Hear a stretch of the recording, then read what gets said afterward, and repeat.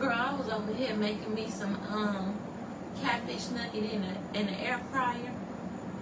And I said, what is up with air fryers anyways? Because why I gotta turn it? Why y'all don't got it like they been had the oven that can get it on all sides? I seen it on QVC.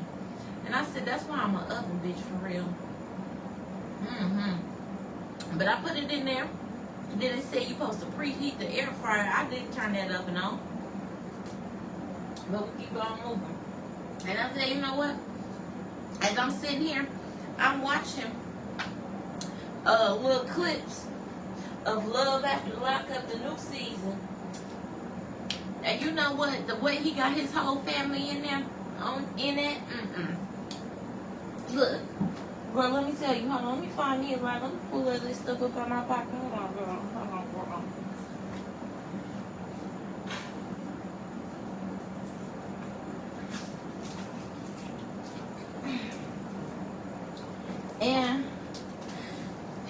And he said to her,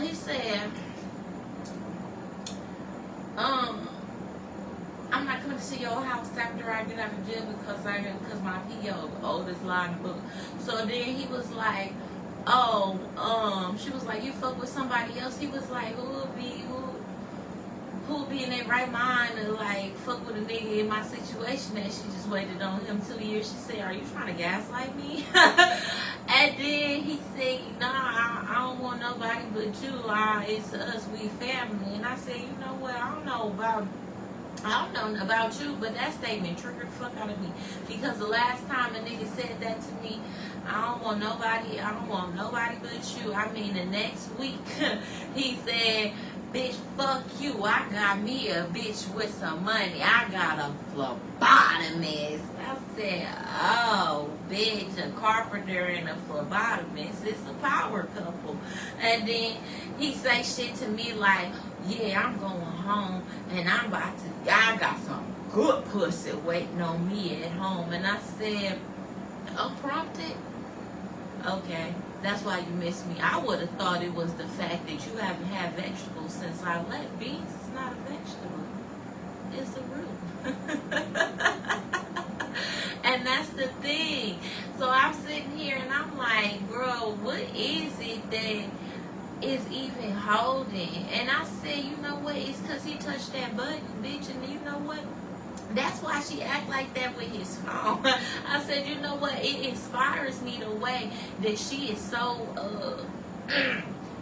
raccoon about that trash. And I said, you know what? Not to that sense, especially if it was if that man comes with tie-ins.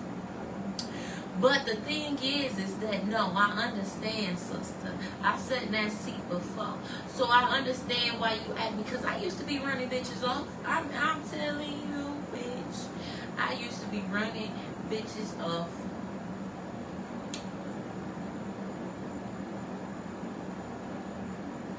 First day, he used to pull up on me and play 80s, 70s music and cry.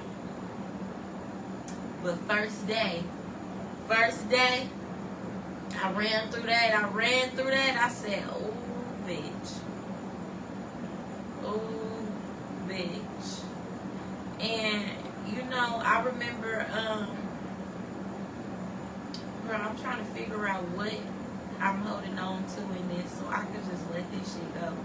Because I remember I went to go get my lashes done by his sister and we just talking and stuff. And girl, you know you cannot be talking about nothing emotional, sentimental while you getting your lashes done. We don't got time for that at all. So we just talking and stuff, and I really, because that's his sister. So we, you know, she know if he fuck with somebody else, she ain't gonna say nothing. And sister, I know he fuck with somebody else, so I'm not gonna ask you because I know what he was, how it was. And so the thing is that she was like, you know, like y'all could be back together. And girl, a tear slipped out that left eye. And it was like, I can't figure out why it hurt me so bad. But then it's to the point of understanding how men weaponize their emotions, and how me as a person who loves wholeheartedly and cares and takes care of people, like, it hurt me to see somebody use their emotions to play on my emotions. And I'm like, okay, yeah, I talk to my homeboys and they get it. So it's like, it really puts you in that point of like, I don't give a fuck about them tears. I don't give a fuck about them tears. And then the weaponized incompetence, where it's like, you know what I'm saying, but you find the smallest, minute thing to rehash to dispute my whole point. And where people yell so then that you don't like express yourself, like the feeling of integrating with somebody who not respecting you or your space, to where it's like, I really don't want a nigga in my space. I really don't want a nigga getting comfortable in my space. I really don't want a nigga in my face all day, every day. I really don't want to share my heart, my mind, my space with another person, or really don't want to have a responsibility of somebody's emotions. And I don't want to be in the position where I have any expectations of a person, because they'll let you down, period. And I remember before everything happened with my son, I used to always say to him, like, if something happened to me, I don't feel like you would take care of me how I need to be taken care of. And that's where trust, vulnerability, like security in body, mind, emotions, to know that, like, he would just cry. He would just cry. And hope a woman wipe his tears with their drawers. He would just cry. Like, and so when it come to the point with our son, that's all he do. He just cry. And it's like, okay, but like, what happens after you cry? What happens after you're the victim? What happens after, like, you get past being mad or whatever emotions that you have? What happens after that? And then what offends me the most in this point, in this moment, in this life, is like, now we did not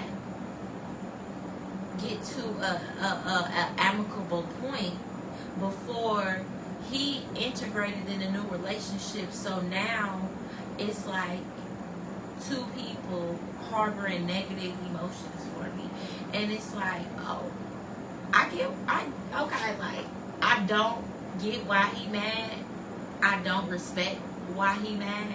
I don't agree with why he mad, because first, it ain't no help for my baby in Port Arthur. It ain't no help for my baby in Port Arthur. And it's a reiteration, because if anything happens to any issues come about with my baby in Port Arthur, they gotta bring him to Houston. It ain't no help for my baby in Port Arthur. And we won together when everything changed. So I'm gonna go with my road. And then on 10, everything that happened while my baby was in the hospital really showed me and told me, because, you know, like, if you have a discussion with somebody and it's like, oh, okay, well, this, and that, I'm not telling you what to do. I'm telling you what it is and what it ain't. And you can agree or disagree. You can tell me where you need accommodations. You can tell me where things need to be different. You can tell me. You can talk to me. We're having a conversation. You can talk to me. Don't just tell me, yeah, it's good, and then you change your mind on the flip. So My baby went to inpatient rehabilitation. And man, I got an older son, and I was like, boom. So like, okay, the daddy said he gonna stay with him in the inpatient rehabilitation for 2 weeks. It was 2 weeks, or was it a month? It was 2 weeks. And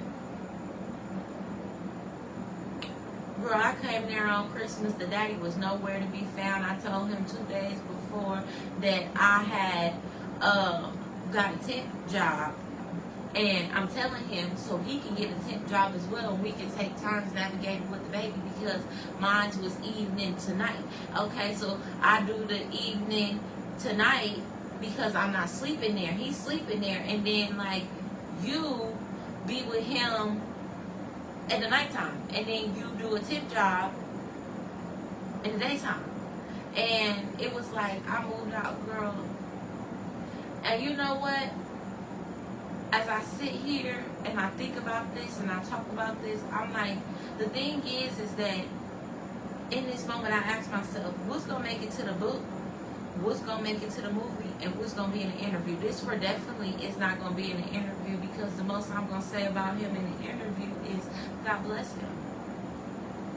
Will this make it to the book? It will make it to every single part of the book, because we gonna dive, we gonna really analyze the psychology of this. Will it make it to the movie? Not in great depth and detail. It'll just be LeBron James Day. So the thing is that I'm not mad. I'm not angry. I'm disheartened. I'm disheartened at the fact that, like, not only did you not get over your issues, which is just a cop-out to not be there.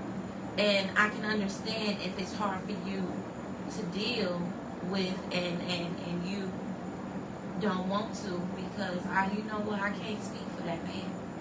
I can't speak for that man. I pray that one day, we get enough sense and they can sit and we can all have a conversation and we can really get to the bottom of it, because it's disheartening as a woman to see the way his other half. She gives me things to see and understand to where it's like, oh, okay. But at the same time, what the fuck is you mad for? What the fuck is you mad for? And I know they got their own things they going, and you know what, it's something when you come into something with a man and he already got something going. But like, you mad at me, but you let him hide you for years. I'm on the phone with my baby mama. You think I'm about to say, hey girl, we was just talking shit about you, girl. Not talking shit, not me. But like, on the other end, it's like, I knew he had a bitch when he went and bought my baby some shoes.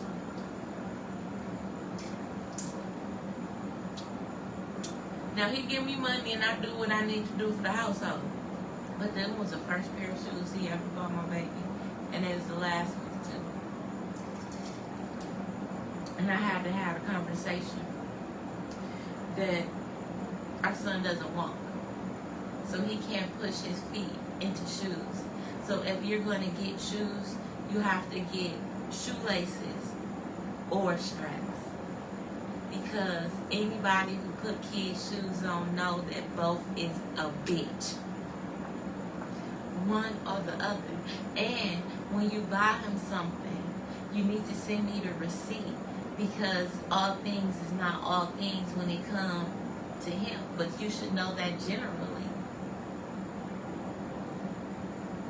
That hurt me. And we argued about it. You say I can't do nothing right, and that was his reason for the next year and a half for not doing nothing. And then the other half come and say, you didn't let him see his son, when I will call every single day. When will you be able to come this way. You don't gotta hang out with me. But I need time to teach you how to take care of him, because the times that you were around him,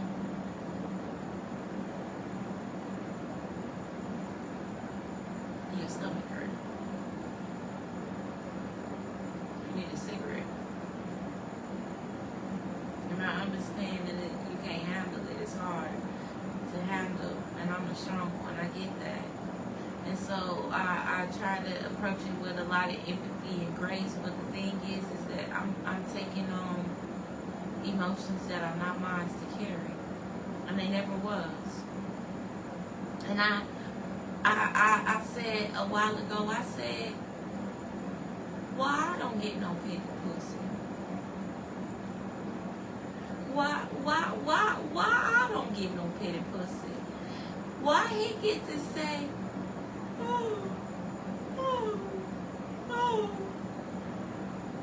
why I don't get no pussy, petty pussy? I said, but why is it like, and if you literal, then you literal, and this not the motherfucking place for you, because I'm metaphorical, mystical. Okay, so the thing is that, like, okay, when it comes to a man, it's a lot of women that will coddle men. But, like, when it comes to a woman, fuck no. Unless I'm just coming through to lay it low, but on some real shit, bitch, I want a bitch that I could take outside, show off. Like, bitch, so it's like, damn. It's real shit, and it may be like overly realistic, because it's like, oh yeah, you know, I know what it is. Like, when it comes to relationships, when it comes to friends, I'm the one you come to, you pregame, because I'm cooking. So you could come, I'm cooking, and have a drink together, and we pregame. I'm the one you come to after the club is over, because I'm baking cookies in the middle of the night. I'm up, you right, I'm up. But it gets to a point though. And if somebody is not, if I'm not able to be in that space with a person who is more so an outside person, then they are going to find people and meet people in those spaces of being outside, and I can't be outside. So it's just like a nigga gonna have an outside bitch, and I'm just gonna be homebodies get cheated on. Homebodies get cheated on. And so the thing is that, like, realistically, I was like, okay, so I'm coming into a new mind. I'm coming into new mind. But the thing is that I'm looking at it from the perspectives of interactions in my 20s, because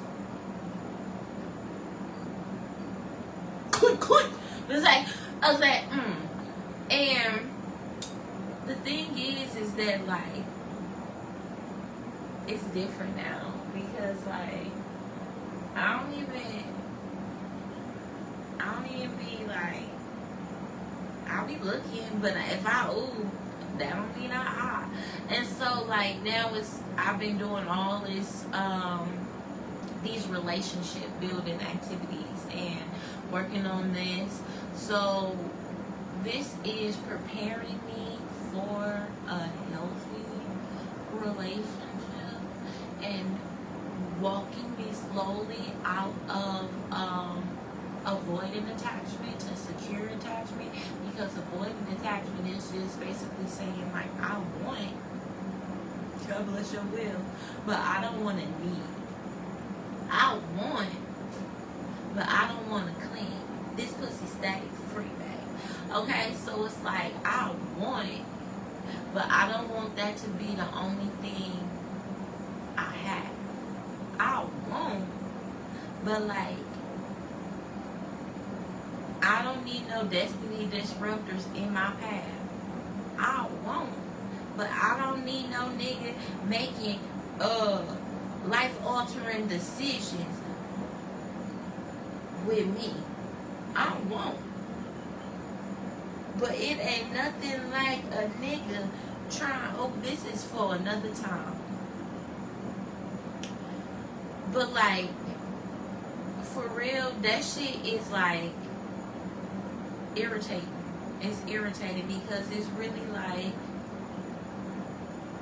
people don't know how to keep you on their own, so then they will try to do things that to attach themselves to you. So it's like, oh, more than niggas be trying to get a commitment, no, niggas be trying to baby mama you. And so a nigga will try to baby mama you so he could keep you in position and still do what he want to do. Like, oh, you will never leave me. But the thing is, nigga, do you not know real loyalty? You don't know the choice of loyalty.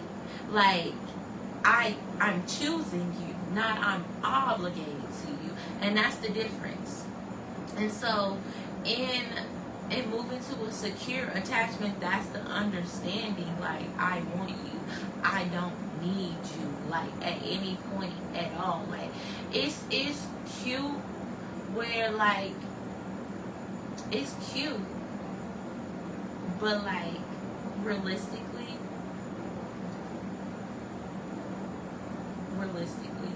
and you know, I'm slowly raising my capacity and understanding, because it creates a scary feeling inside my body. And it's like, you have to check in with yourself and like check in with your body and see how you are, you know, feeling and thinking. I gotta go to my picture on.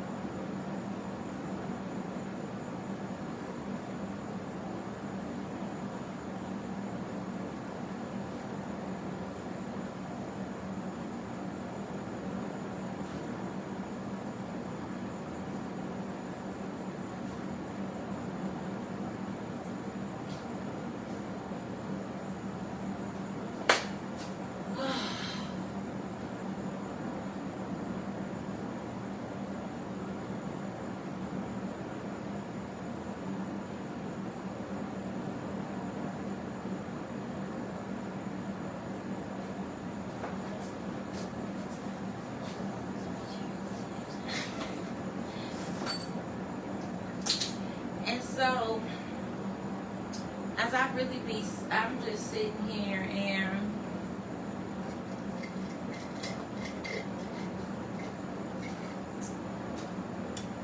working through these insecurities, girl.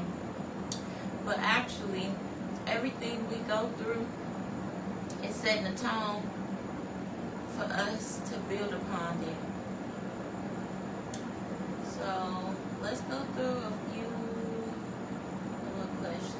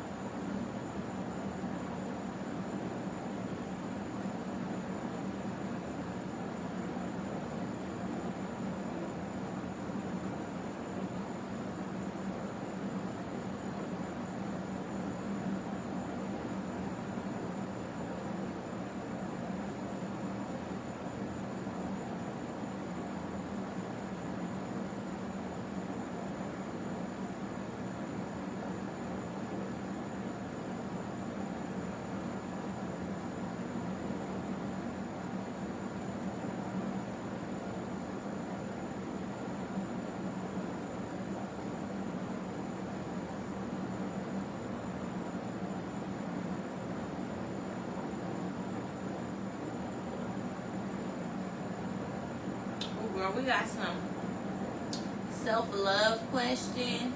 We're gonna do that tomorrow as we love on ourselves. And so here is where your heart at for singles.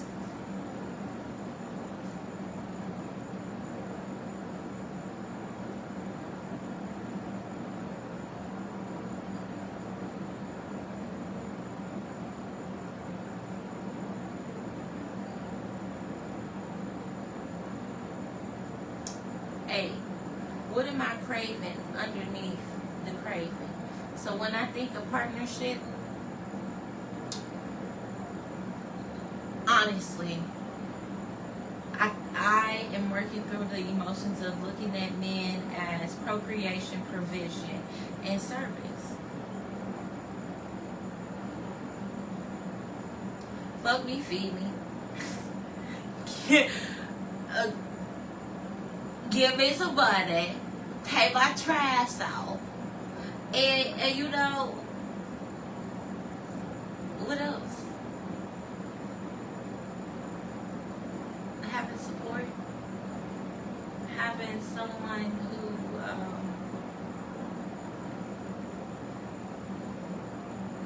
having support. Oh my goodness, it's so. Ooh, a boyfriend. What do you do with it? You fucking and feed it. Niggas is Tamagotchis. Niggas is Tamagotchis. But then when you get to a different level of maturity, oh, they have feelings and they have emotions. And be for real. I don't want to be for real with this because, like, listen, it really would be like, oh, just having somebody to like spend time with. Me, honestly, I much friendship is on a higher, way higher than relationships are for me, honestly. But I know that I need to let that hurt go. I honestly don't even want to be in a relationship without having the proper individual support system, because I don't feel comfortable with integration, and that is what my heart is still grieving. Integration. My heart is still grieving the knowing that when you integrate with a person, the people will seem as though they love you, enjoy you, but once you are no longer in that person's possession, like, they taking their people with them. And so for me to be a person that doesn't quit on people and to like, oh wow, I gotta divorce the friends and the family too, I'd rather not. I'd rather keep it cool, keep it cordial, and like keep it over there. And then I think more so, okay, when they do get to the point where I do want to, like, you know, do the next steps and next levels and stuff, I want an even balance of me and theirs, you know, because what is it to be a person with a large support system, and then you interact with a person that has a small support system, so then that person's meaning and your direction. But the thing is sometimes people want, I don't think anybody who will want someone like, oh, that's on my list, want someone that has a minimum support system, I think that person needs to do a heart check for sure, where it's like, okay, because in being equally yoked, if I'm a family oriented person and this person is an introvert, isolated type of thing, all glory to the kingdom of heaven, a person where, you know, because people who don't have a lot of support in the flesh, they have more support in the spirit. So thank God that I be alone, because I'm never alone. I'm never alone. Amen. I got the Trinity with me. Amen. Okay, so the thing is that I think about that though. I think about that more often than I think about anything else that has to do with relationships. So that's what I really grieve, because like I've kept a few in-laws. I've kept a few, but like the in-laws that I you know, and it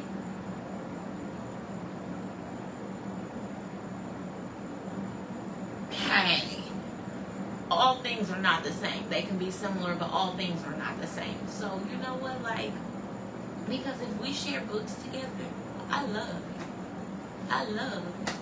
and so it's like I don't want to. I really fuck with his sister. I'm just gonna be so for real. I really fucked with her. But you know what? When we went to the Soulflower Festival, the one I girl, my favorite one to talk about, because Vito was there and I got them tickets for $7. I went in. I said, I'm inviting everybody. $7. Girl, it was just me, her, and the kids, and literally. Once I was singing, girl, some breakup song, and she looked at me. You know this song is about that nigga. I said, oh, you know what? I respect it.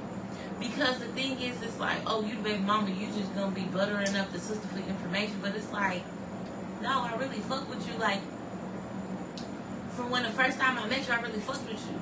And then it was like, damn, she was one person. She'd pull up on us at the hospital and bring us food and shit. And it was like, I really appreciate that. I really fuck with her. And so it's like, damn, bitch, I gotta let you go. Damn. And then I share myself with you, but we wasn't even that close. But it was like I really fucked with her. So it's like, damn, you probably talking shit about me with his wife. Damn. So it's like if integration, I want to integrate into my partner's community on my own accord. I want me to be individually enjoyed and not just an extension of another person's love, because that's conditional. And I don't want to live my life based upon condition status. That was a big one. It just, yeah, it felt like that. Where am I still performing instead of being honest in my emotions? I mean, like, probably on a deeper end, like me deep inside, I probably do cry about this.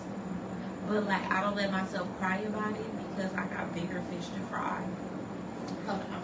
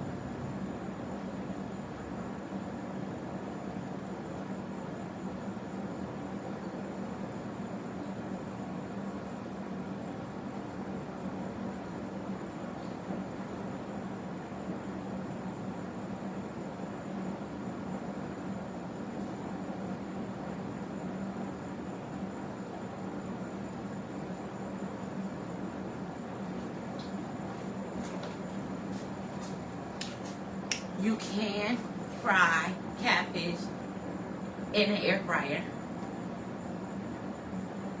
They can't put oil, cooking spray on it. No.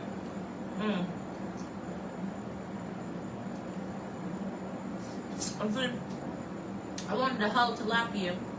Look, For the whole tilapia is $3.79 a pound, and now probably like 3 pounds. And that bag of catfish nuggets was only $7. But the thing is that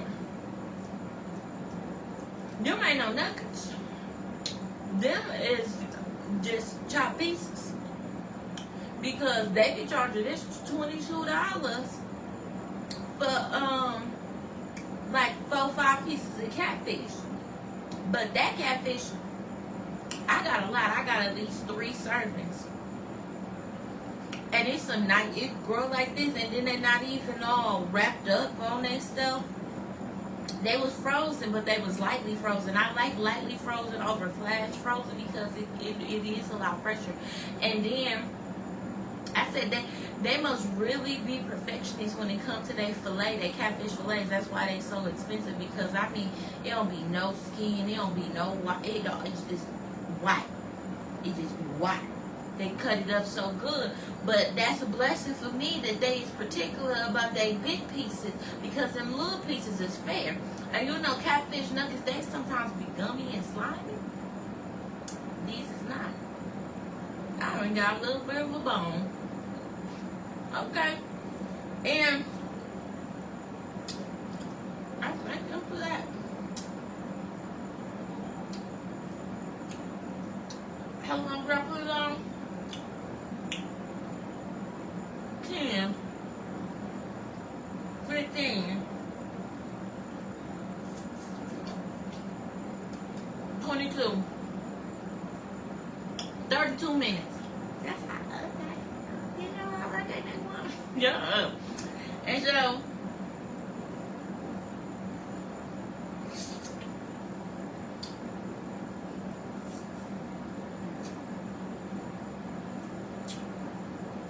you know I'll put some kidneys on there.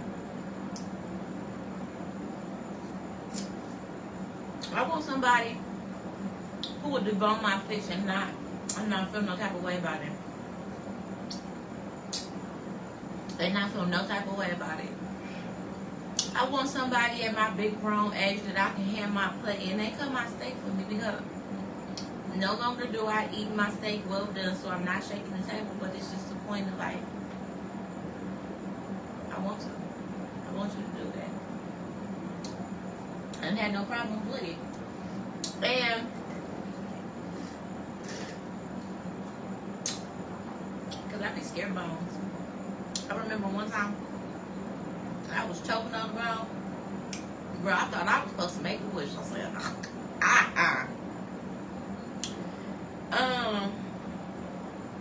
but yeah. We are making time for emotions, but we're making time for emotions in the most productive way, because if I sit around crying, girl, that ain't gonna do it. That ain't gonna do it. And what kind of love feels unfamiliar because it's healthy?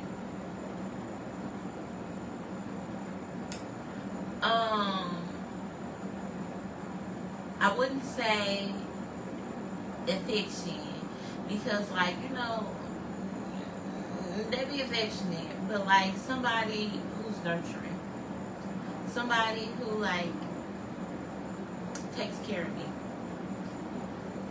Yeah, I'm telling you, a nigga took my shoes off and he did that faithfully, and it raised my standards for real. It made me question though, where you been, girl, and what you been doing. And it's like, yeah, my in the home standard is like somebody, see, because but like, okay, still, no matter if I'm a stay-at-home wife or a working woman, this is my standard of care. Like, we mutually cook. We mutually take care, because this person set the standard on how I take care of my partners. Like, dinner done, clothes laid out on the bed, warm towel out the dryer, when you get out the shower, you feel me, blunt roll with the outfit. Matter of fact, 2 blunts roll, because you know what it is. Send that baby in here with the man, and you go mind your own business. Thank you. Thank you. Thank you. And then in the world standard, $95.5. You cover it all. You cover it. Sometimes we can go half. And I got the tip. I got the tip. You said 815 cents. I got exactly 15 cents. I've been holding on to this. I'm actually excited at the exactness of it. You know, I like them straight off the cob. I like them straight off the cob. Dance with me in the middle of the street in the rain.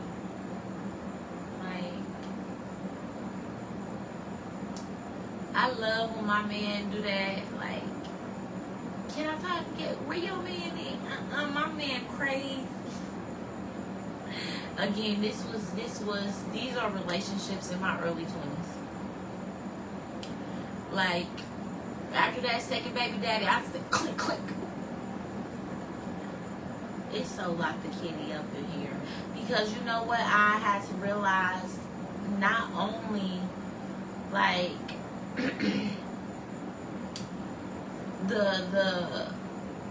the flow of pain and trauma, but I had to really sit and realize that I am the woman, and how much power I have. This is one for another one. And so the thing is that I really had to realize that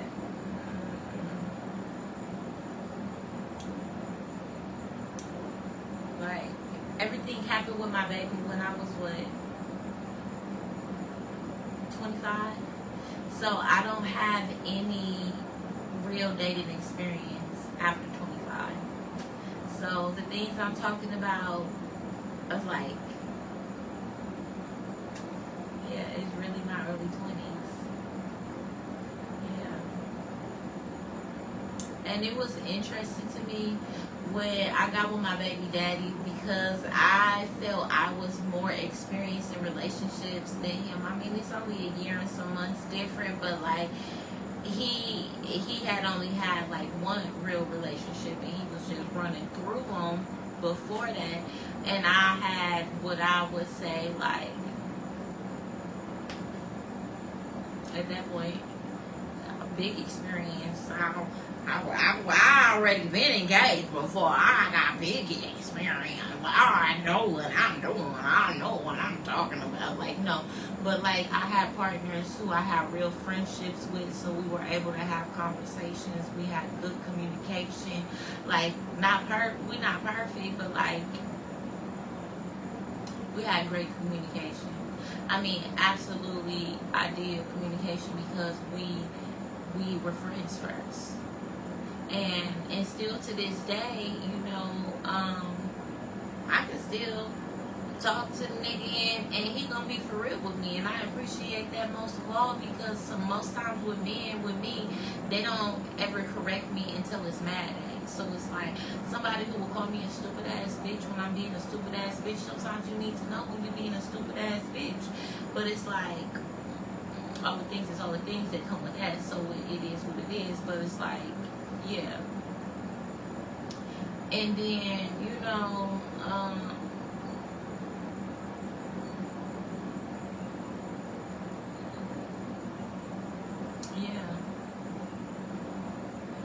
yeah, that's why it's so important for me to have a friendship with a person. And then it's like,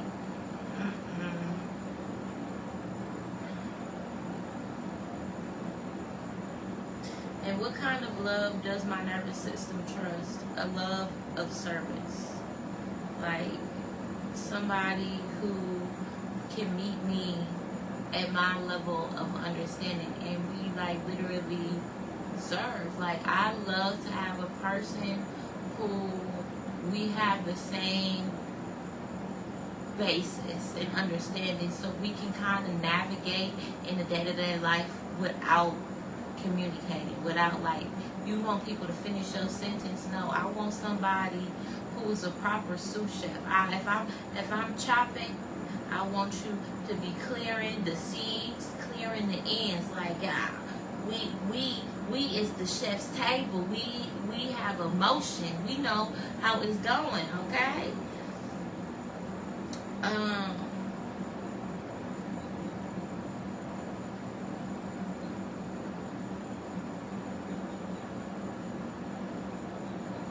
Woo, girl, stay on top. Woo, woo.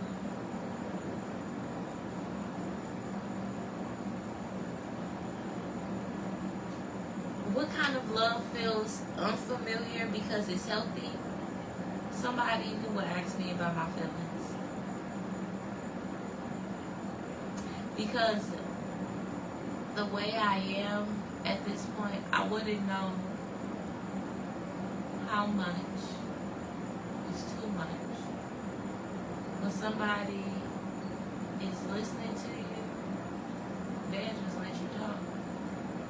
And it's, again, it go back to that thing where people don't correct you until mad day. So it's like, oh, okay, well, this person will be like holding stones or damn near building a case on me and not even saying anything to me. They're just listening to me. Again, that's negative though. So what if it was healthy and they were like actually correct? So that would be unfamiliar to me. And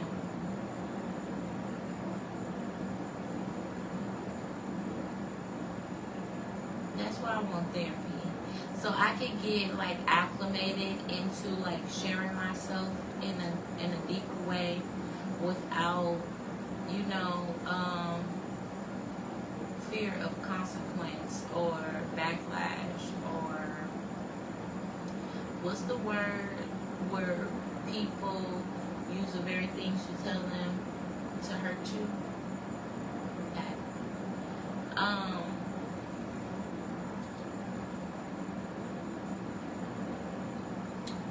What makes me emotionally unsafe? Yelling.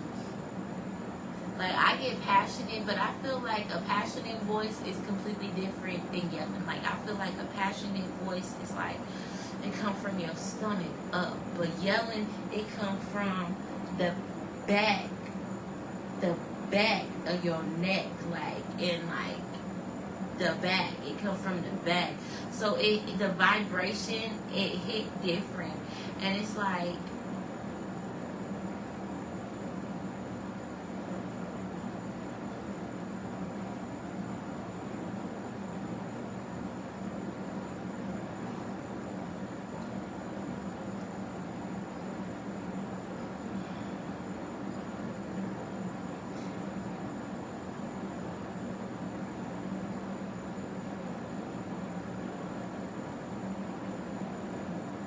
where is my heart living today? And this is where we're going to close it out.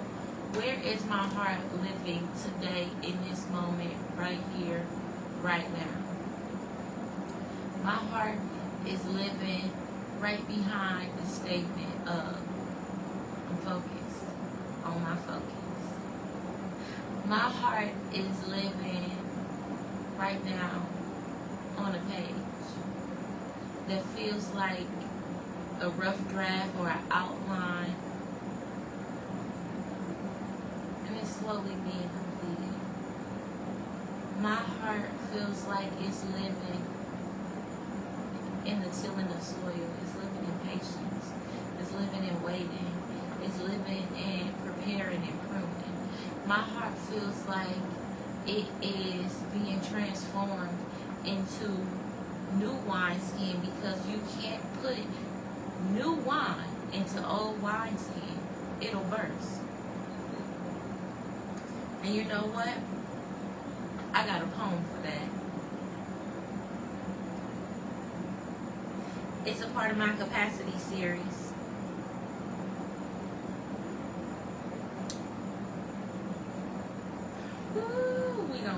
backwards.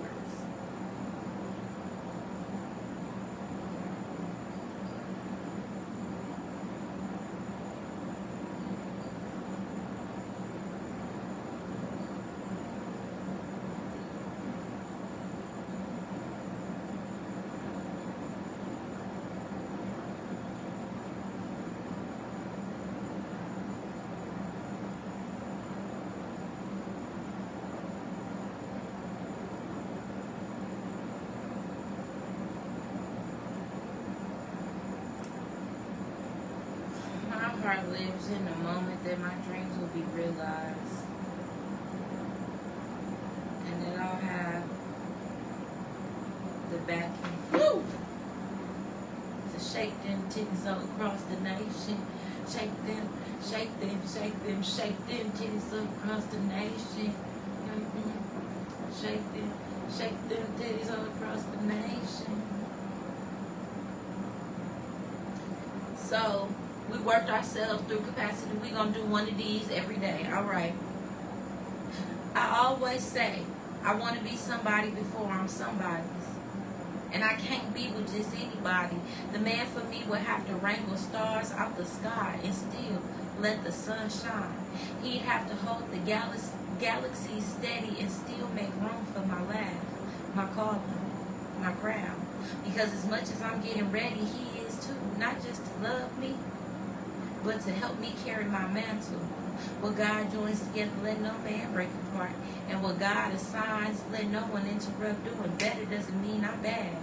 It means every time I fill my cup, I expand my vessel. I line every chip and crack with gold to protect the overflow. Because that's where all the love goes. Getting ready doesn't mean I'm not ready. It means I prayed to be prepared. I prayed to be a vessel, and I don't play about my blessings. What sense does it make to get a prayer I cried for and still be looking backwards? Why ask for heaven and then drag hell with you? You can't put new wine in old wineskins. Not because the wine is wrong, but because the capacity ain't the same. New things expand, old things break. And what's for me, no one can stand in my place. Not faith, not fear, not former versions of myself. So I refuse to let me stand in my own way. There are two reasons to change. You and God. Amen.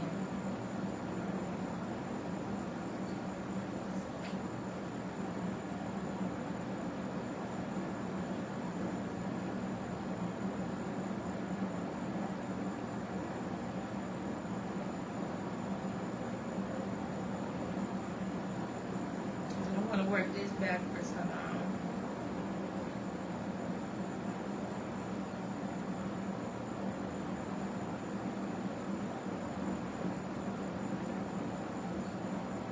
Woo!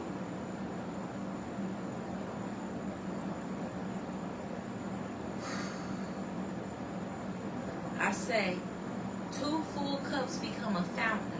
For when we lay ourselves bare, we become the plate they eat on. When we hold ourselves close, we become the cups in grandma's china cabinet that no one can touch. When we hold our hands out as offerings, we become bowls. And what we are filled with become a statement of discernment. But we are as God made us.